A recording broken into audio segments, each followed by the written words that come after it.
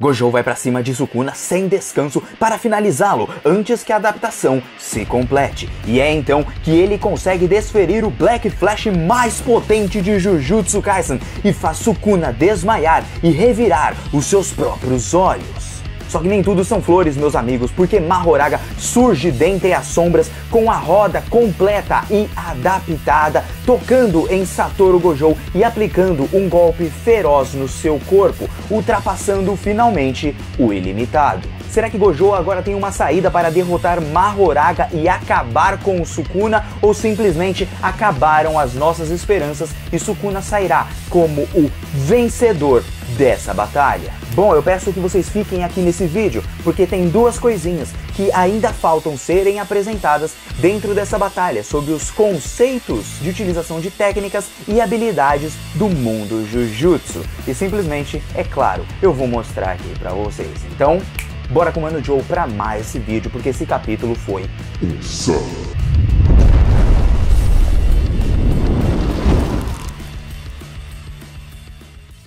E aí galera do canal do Mano Joe, como vocês estão? Espero que todos estejam muito bem. E gente, que batalha feroz, meus queridos! Esse finalzinho, o Black Flash, que eu cravei aqui no canal desde o começo, e todo mundo falando: ah, o vazio arco-íris, o vazio preto, o vazio branco. E simplesmente vai no simples, vai no feijão com arroz, é Black Flash, papai! E o papai aqui acertou. Chupa! E claro, vou dar uma zoada com o grande Hellfranga. Vocês duvidaram de mim, vocês me humilharam, mas foram punidos por Gojo e por mim mesmo. Brincadeiras à parte, galera, eu, claro, acertei, vamos colocar assim, mas estava bem óbvio. Como eu sempre disse pra vocês, se perceberem na narrativa e como essa luta está sendo construída, obviamente você vai saber tudo que tá rolando. E se você acompanha esse canal, também. Bom, de toda forma, agradeço a tradução ali do Bruno Oliveira, Satoru Gabi, David e o Fábio, que são as pessoas que trouxeram esse capítulo pra gente, que sempre aqui está na descrição, beleza? E agradecendo a todos que vão deixar aquele famoso like, que vão se inscrever, compartilhar e comentar aqui no canal. Agradeço o pessoal que lembrou de mim lá no canal do Tassiano. Tassiano, fera demais, me chamou pra live, mas eu não pude comparecer porque eu estou trabalhando pra caramba. Aliás, esse vídeo está sendo gravado praticamente à meia-noite e sendo editado nesse momento. De toda forma, galera, tem ainda duas coisas que eu quero apresentar para vocês aqui nesse capítulo, e eu já vou dar uma pistinha para vocês aqui. Na verdade, eu já vou falar aqui, que é o feitiço de expansão. Não confundam com a expansão de domínio, e também a habilidade máxima, ou técnica Jujutsu máxima, que ainda podem ser apresentadas nessa luta. E claro, eu vou explicar aqui para vocês, beleza? Então vamos direto para esse capítulo. Seguinte, pessoal, nosso capítulo vai começar com o Satoru Gojo indo para cima do Sukuna. Eu acredito que ele tinha acabado de aplicar algum tipo de golpe no Sukuna, porque o Sukuna ele tá com o corpo meio que indo para trás, mas não como se ele estivesse indo de fato, mas sim como se o Gojo tivesse aplicado algum tipo de golpe.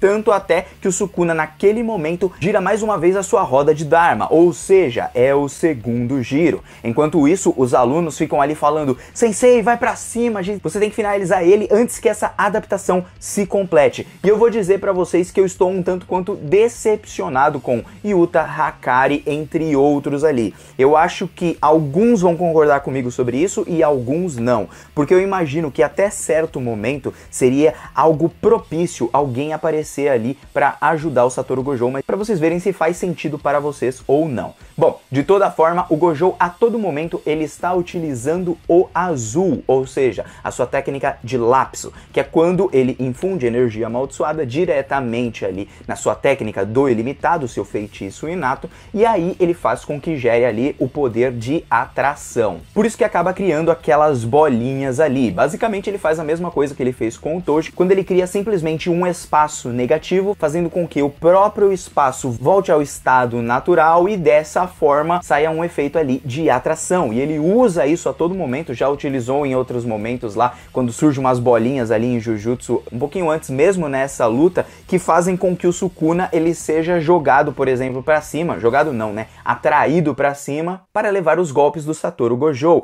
E aí então que o Sukuna ele começa a desviar de todos os golpes que vão surgindo, mas na maioria do tempo ele está correndo a todo momento para fugir dos golpes do Satoru Gojo, até porque ele pretende se adaptar ao ilimitado e não necessariamente bater no Gojo nesse momento, porque para isso ele precisaria da amplificação de domínio e mesmo com ela ele não está conseguindo ter uma facilidade tão grande quanto a do Satoru Gojo. E aí então que o Satoru usa ali as suas bolinhas para ir para cima do Sukuna, destrói ali alguns edifícios e se vocês perceberem a todo momento aquele edifício ele é feito num formato de U, um formato redondo assim, né? E isso faz com que tenha nexo com a próxima habilidade que o Satoru vai utilizar mais pra frente no capítulo. E é então que ele surge por trás do Sukuna, mas o Sukuna consegue impedir com que ele o atingisse de fato, só que o Gojo ele estava utilizando ao mesmo tempo o azul. E graças a isso, uma das suas bolinhas ali que estava meio que perseguindo o Sukuna acaba conseguindo atingi-lo mais uma vez. E de novo, graças a esse golpe do azul, o Sukuna se adapta.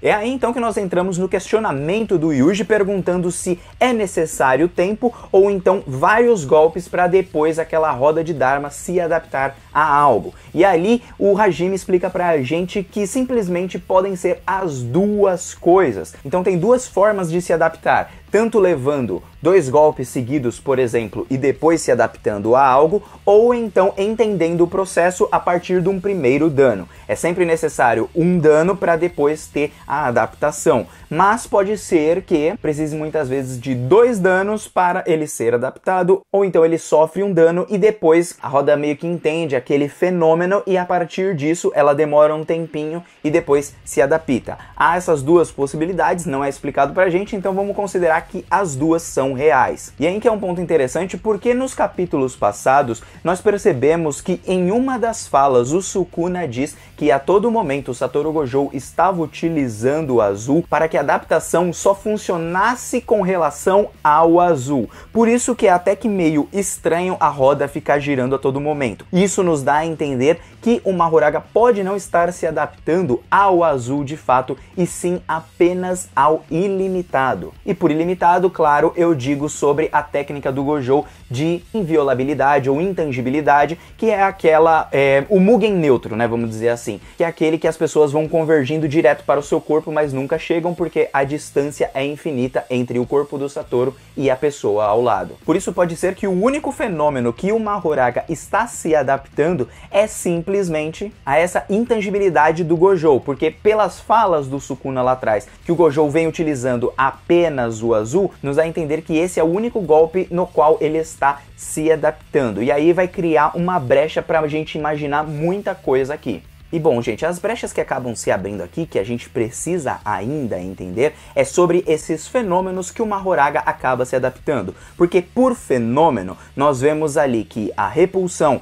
que seria o vermelho, e também o azul, que seria a atração, elas podem ser adaptadas de formas separadas. Porém, se o Mahoraga ele se adapta diretamente às técnicas Jujutsu, ao fenômeno da técnica Jujutsu, todas as suas derivações também são adaptadas. O que não impede o Mahoraga de levar golpes e tudo mais, mas faz com que ele tenha uma maior facilidade em lidar com aquelas técnicas que ele já tomou algum tipo de dano. Seria como eu te dar um soco quando você é magrinho e você sentir muita força e depois de um tempo você está, entre aspas, adaptado, você está mais forte porque você fez academia e eu vou te dar um outro soco. Você está muito mais pronto para levar aquele golpe e não vai sentir os mesmos danos como quando você era magrinho. Então, entenderam esse exemplo? Bom, vamos continuar aqui o capítulo, porque o Satoru fez o Sukuna imaginar que ele só estava utilizando o azul e só utilizaria ele, principalmente em sua estratégia, mostrando que ele não entende como funciona o processo, provavelmente, de adaptação, o que abriria uma brecha para ele utilizar o vermelho em uma hora oportuna.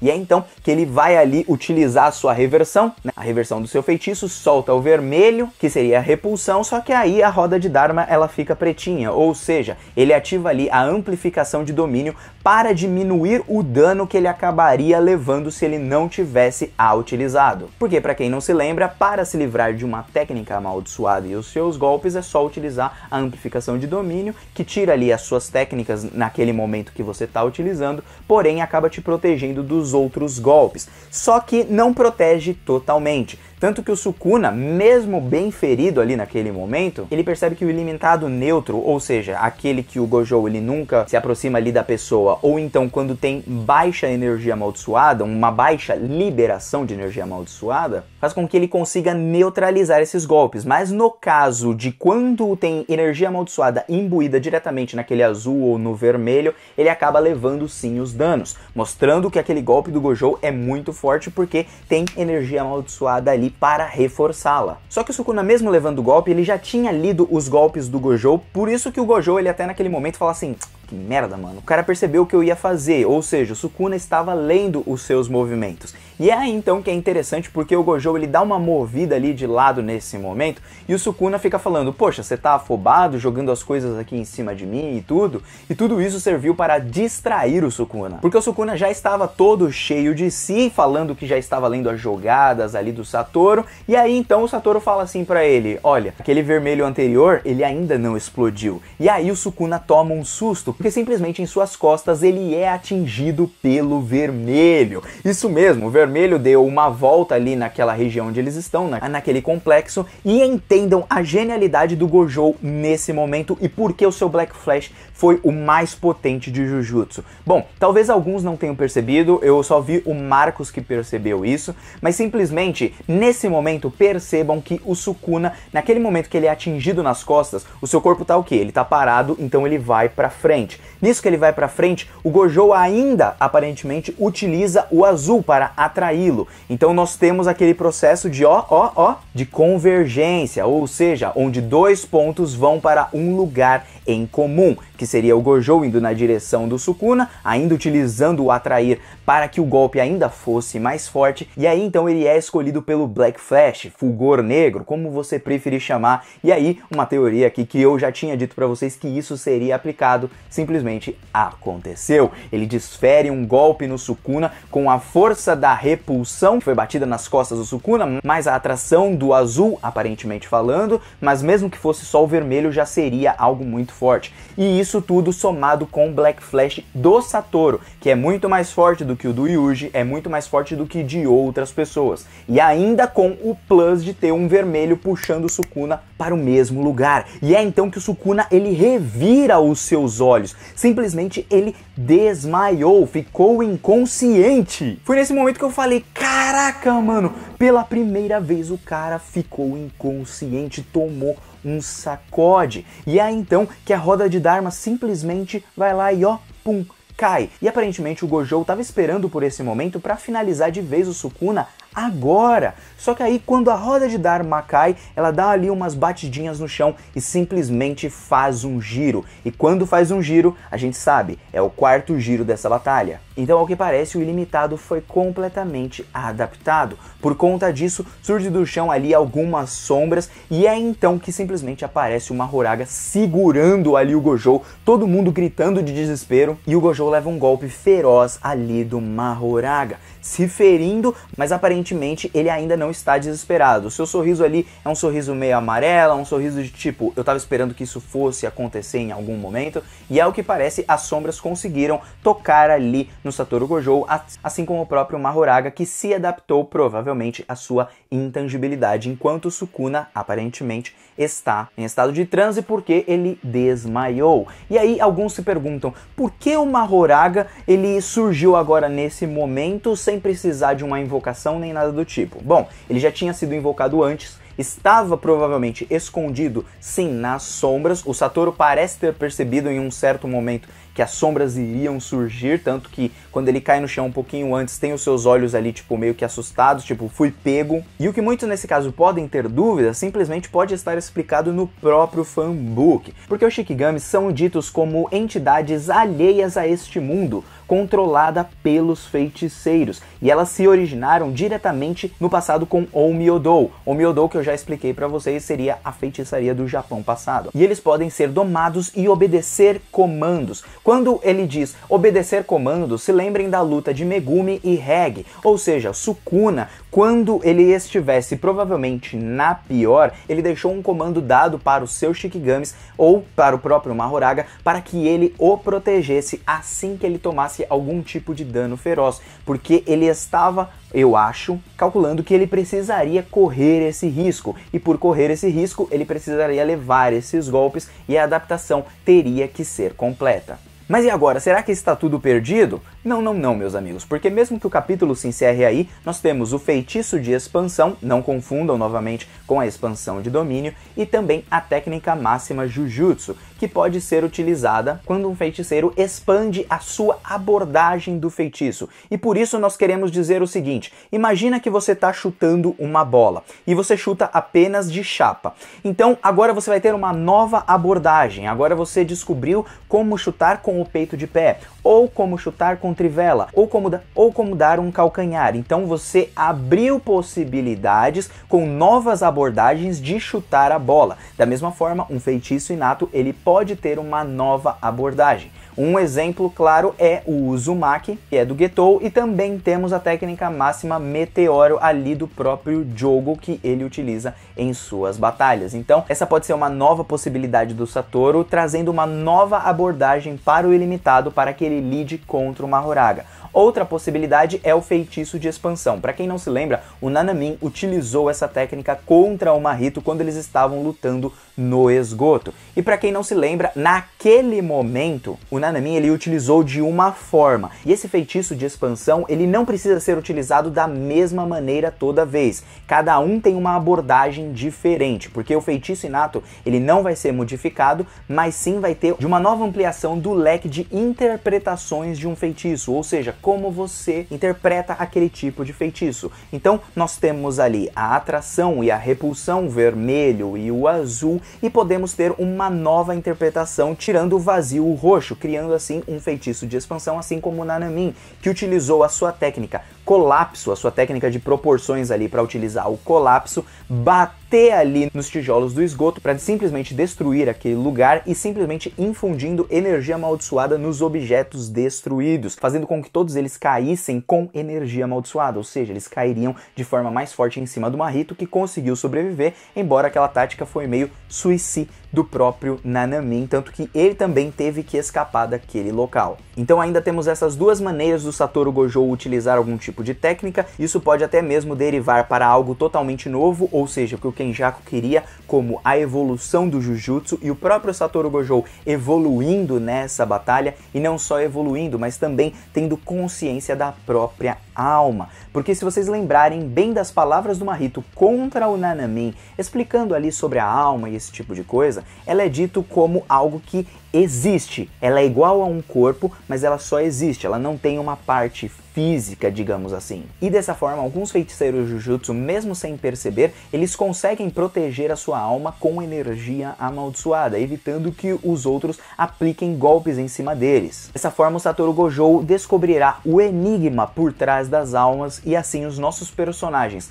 mesmo que sejam derrotados ali no começo, eles possam perceber como lidar com o próprio Sukuna. Se é que eles já não sabem de tudo isso e como lidar ali com a alma, graças aos experimentos de Yuki Tsukumo, que foram bem relevantes para Yuji Itadori e todos os outros. Eu gostaria de saber o que vocês acham sobre isso, se vocês acham que vai ter esse feitiço de expansão, técnica máxima agora nessa batalha. Eu acredito que outros Black Flashes podem ser aplicados no Mahoraga e vai ocorrer uma evolução, vai ocorrer o que o Kenjaku sempre quis que acontecesse. E eu imagino que através dessa evolução o Kenjaku ele se sinta feliz porque ele viu que isso aconteceu até mesmo quando os limites foram elevados ao máximo. Tanto Sukuna quanto Gojo podem ter ali o seu patamar ainda mais alto após essa batalha. Pelo menos é o que eu imagino. Gostaria de saber a opinião de vocês. E o Mano Joe está vazando. Até um próximo vídeo. E olha só, Hellfranga!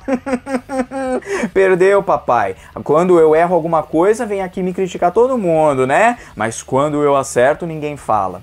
Interessante saber disso, né, pessoal? Vamos dar mais valor quando a gente acerta alguma coisa. Mesmo que tenha a zoeira aqui, a gente tem que zoar mesmo quando eu errar, quando eu acertar, não importa. O importante é a gente se divertir. Mano Joe tá indo nessa, até uma próxima. Um beijo no coração. E temos capítulo semana que vem. Fui! Ai, como é bom acertar, gente. Principalmente pra calar a boquinha de várias pessoas que me chamaram de louco.